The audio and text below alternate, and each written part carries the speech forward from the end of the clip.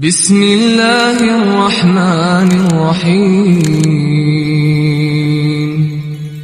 हज़रत इमाम अली अलैहिस्सलाम ने अपने फ़र्जंद इमाम हसन अलैहिस्सलाम से फरमाया, मेरी 4 बातें और फिर मज़ीद 4 और बातें याद रखो।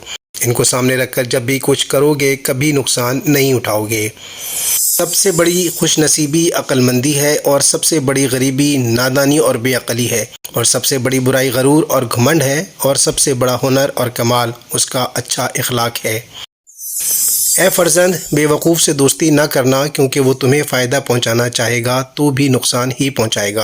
और कंजूस से दोस्ती ना करना, क्योंकि जब भी तुम्हें उसकी मदद की इंतहाई ज़रूरत होगी वो तुमसे दूर भागेगा।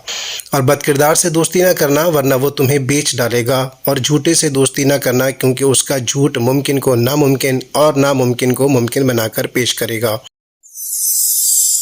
नहजुल बलागा हिकमत 38।